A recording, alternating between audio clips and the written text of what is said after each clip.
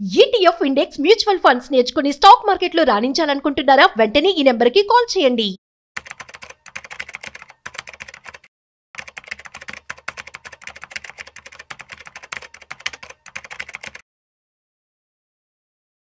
నమస్తే, welcome to Suman TV. నేను విష్ణు. ప్రస్తుతంతో పాటు certified financial planner doctor Bachchu Anil Kumar గారు ఉన్నారు. సార్తో మాట్లాడదాం. అనిల్ గారు నమస్తే సార్. నమస్తే అండి విష్ణు గారు. అనిల్ గారు, లాస్ట్ 3-4 ఇయర్స్గా ఆర్టిఫిషియల్ ఇంటెలిజెన్స్కి సంబంధించి యుఎస్ కంపెనీస్, చైనీస్ కంపెనీస్ చాలా ర్యాపిడ్గా మార్కెట్లోకి వచ్చేసాయి. ఆల్మోస్ట్ ఒక 90% వరకు మార్కెట్ను వాళ్ళు ఆక్యుపై చేసేసారు ఇప్పటి వరకు. బట్ మన ఇండియా నుంచి ఇంకా పెద్ద పెద్ద కంపెనీస్ రాలేదు, పెద్ద పార్టిసిపేట్స్ ఇంకా మార్కెట్ను ఆక్యుపై చేయలేదు అనుకుంటున్న టైంలో రిలయన్స్ ఇండస్ట్రీస్ వాళ్ళు వాళ్ళ అనుబంధ సంస్థగా రిలయన్స్ ఇంటెలిజెన్స్ను కూడా తీసుకురాబోతున్నారు. సో దానికి సంబంధించిన వార్తలు కూడా లాస్ట్ 2-3 రోజుల నుంచి వస్తున్నాయి. ముఖేష్ అంబానీ అండ్ టీమ్ రిలయన్స్ ఇంటెలిజెన్స్తో రాబోతున్నారన్న ఒక వార్త రాగానే రిలయన్స్ ఇండస్ట్రీస్ స్టాక్స్ కూడా పరుగులు తీయడం మొదలుపెట్టాయి. ఒక్కసారి అసలు రిలయన్స్ ఇంటెలిజెన్స్ గురించి డీటెయిల్గా మాట్లాడుకుందాం సార్. తప్పు. సో ఇది ఈ కంపెనీ ఏదైతే ఉందో రిలయన్స్ ఇంటెలిజెన్స్ ప్రైవేట్ లిమిటెడ్ అనేది మొన్న September 9th నాడు ఇన్కార్పొరేట్ చేశారు.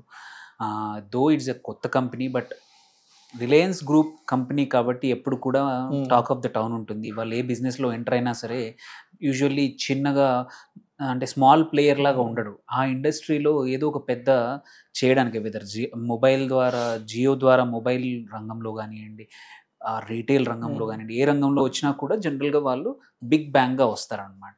సో అందుకే అందరి చూపులు కూడా ఇప్పుడు ఏంటంటే రిలయన్స్ ఈ ఇంటెలిజెన్స్ పైన కూడా ప్రైవేట్ లిమిటెడ్ మీద కూడా ఉంది. సో వీళ్ళు ఇది చేసిన రీజన్ కూడా ఏంటంటే మీరు అన్నది కరెక్టే, మనం వి మిస్ ద బస్ అని అనుకునే టైంలో వన్ ఆఫ్ ద పెద్ద కాంగ్లోమరేట్ ఈ రంగంలో ఎస్పెషల్ ఇంటెలిజెన్స్ ప్లేస్లో, ఏఐ స్పేస్లో ఒక బిగ్ ఇన్వెస్ట్మెంట్ పెద్ద కంపెనీ పెడుతున్నాం అనడం ఒక మంచి పరిణామమే.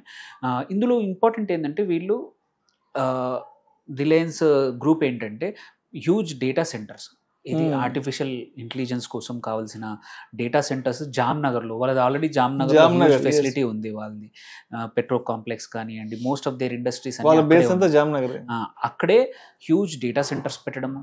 ఆ తర్వాత ఏఐ బేస్డ్ సర్వీసెస్, అంటే యాక్చువల్లీ ఏమవుతుంది, ఏఐ మోడల్స్ ఏవైతే ఉన్నాయో మన ఇండియా నుంచి ఏమి రాలేదు. లైక్ చైనా కూడా ఏమంటారు డీప్ సీక్ లాగా, యుఎస్ఓ అయితే ఎన్నో మోడల్స్, జెమినీ కానివ్వండి, పర్ప్లెక్సిటీ కానివ్వండి, చాలా మోడల్స్ క్రియేట్ చేశారు.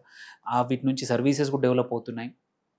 దో ఇండియా పాపులేషన్ ఏంటంటే హైయెస్ట్ ఏఐ యూసేజ్ మనం చూసుకుంటే వన్ ఆఫ్ ద ఎక్కువ యూజ్ చేసే పాపులేషన్ కూడా మనదే. అలాంటప్పుడు ఏంటంటే ఫారిన్ సర్వీసెస్ మీద డిపెండ్ అవ్వడం ఫ్యూచర్లో ఓకే అనేది మంచి పని కాదు. దానికోసం ఏంటంటే వీళ్ళ పర్పసే ఏంటంటే ఏఐ లెడ్ కొత్త సర్వీసెస్, కొత్త ఇన్ఫ్రాస్ట్రక్చర్, దానికి కావాల్సినవి డెవలప్ చేయడానికి కోసం ఈ కంపెనీ పెట్టారు. ఇందులో కూడా ఇంపార్టెంట్ ఏంటంటే ఎవరితో కంపీట్ చేయడానికి కాదు, అందరితో కొలాబరేట్ చేసుకుందామని ముందే ఓపెన్గా చెప్పేశారు.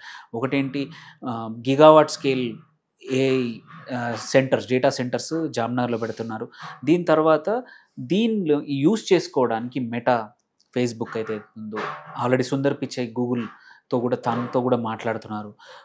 అండ్ ఆల్సో ఓపెన్ ఏఐ లాంటి other open source AI models ఏవైతే కంపెనీస్ ఉన్నాయో వాటితో కూడా కలిసి ఇండియా స్పెసిఫిక్ ఏఐ సొల్యూషన్స్, ఏది హెల్త్ కేర్లోనే అనుకోండి, ఎడ్యుకేషన్లో అనుకోండి, మిగిలిన అన్ని రంగాల్లో, మ్యానుఫ్యాక్చరింగ్ స్పేస్లో కూడా డెవలప్ చేద్దామనేది.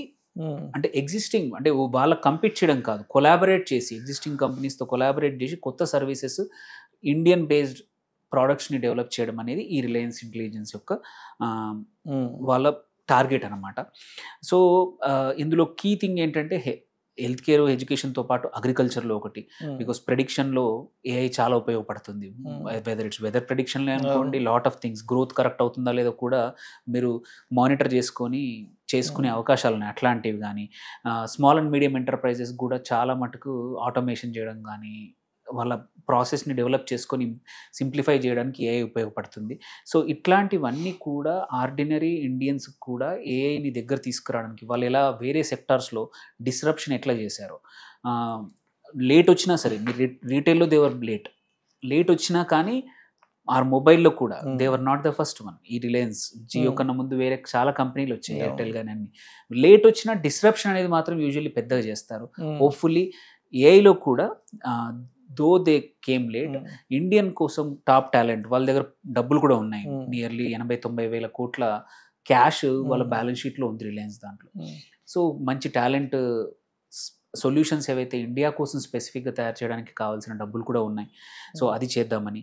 సో ఇది బ్రాడ్ స్ట్రాటజీ మాత్రం ఇండియా స్పెసిఫిక్ సొల్యూషన్స్ తయారు చేసి హోప్ఫుల్లీ దాన్ని వేరే కంట్రీస్, సిమిలర్ కంట్రీస్కి అదే సర్వీసెస్ అమ్మడం అనేది వాళ్ళ ఈ రిలయన్స్ ఇంటెలిజెన్స్ పని. అండ్ ఇక్కడ ఏంటంటే they are not competing, they are always like వాళ్ళు స్మార్ట్ బిజినెస్ మెన్ ఎప్పుడైనా సరే కొలాబరేషన్లో బిలీవ్ చేసినట్టే దీస్ గైజ్ ఆల్సో ఇప్పుడు కూడా కొలాబరేషన్స్ విత్ అన్ని కంపెనీస్తో ఓపెన్గా ఉన్నారు.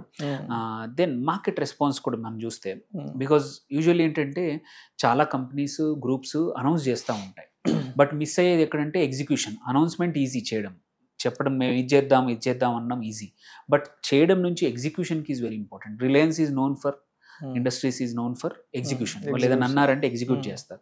సో అందుకే మార్కెట్స్ కూడా మీరు చూస్తే లాస్ట్ 5-6 days నుంచి మార్కెట్స్ పాజిటివ్గా ఉన్నాయి. ఆల్రెడీ 1400 పాయింట్లు కూడా మార్క్స్ 1400 పైన దాటేసింది, 1420 కూడా టచ్ అయింది. సో దీనికి ఒక చిన్న బూస్ట్ అయితే ఇచ్చింది. On the whole Q2 results ఏం డిటర్మైన్ అవుతాయి, బట్ ఇప్పుడు మాత్రం స్మాల్ బూస్ట్ మాత్రం రిలయన్స్ ఇంటెలిజెన్స్ అనే కంపెనీ వల్ల రిలయన్స్ ఇండస్ట్రీస్కి మాత్రం చాలా యూజ్ అయింది. సో ఇది షూర్ పక్కా ఒక అంటే ఇమ్మీడియట్గా అయితే కాదు, దీని నుంచి ఈ అనుబంధ సంస్థ ఏదైతే ఉందో దీనివల్ల ఒక 3-4 సంవత్సరాలు పట్టొచ్చు ఏది రెవెన్యూ ఫేజ్కి రావడానికి. సో కాకపోతే ఒక మేజర్ గ్రూప్ ఏఐలో ఇన్వెస్ట్ చేయడం అనేది ఇట్స్ అ గుడ్ ఇండికేషన్. దీన్ని చూసి ఐఎమ్ షూర్ ఇంకొక నెక్స్ట్ 3-4 monthsలో చూడండి మల్టిపుల్ అదర్ బిజినెస్ గ్రూప్స్ ఏవైతే ఉన్నాయో, కాంగ్లోమరేట్స్ ఉన్నాయో, వాళ్ళు కూడా ఆల్రెడీ అదాని డేటా సెంటర్లో ముందు నుంచే ఉంది. They are already big time. ఒక మీరు 1.5 year నుంచి హ్యూజ్గా చేస్తున్నారు. ఈవెన్ హైదరాబాద్లో కూడా already they are establishing. So Reliance data centre బిజినెస్లో మాత్రం లేట్గా వస్తుంది, బట్ వీళ్ళని చూసి మాత్రం మోర్ కంపెనీస్ ఇంకా వస్తాయి. ఇట్స్ గుడ్ ఫర్ వేరే కంపెనీస్కి మనము ఆధిపత్యం ఇవ్వకుండా ఫారిన్ కంపెనీస్లోకి మన ఇండియన్ కంపెనీస్ కూడా AI based services in the future తీసుకురావడం అనేది ఈ కంపెనీతో మొదలైంది. Right sir. సో మొత్తానికి త్వరలో Mukesh Ambani and team Reliance intelligence మరి పెద్ద అమెరికా, చైనా కంపెనీలకి మరి పోటీగా నిలబడుతుందా లేదా ఏంటన్నది మనం నెక్స్ట్ 1-2 yearsలో కూడా చూసే అవకాశం అయితే ఉందంటారు. Yes, right. Thank you sir, thank you so much. Thank you.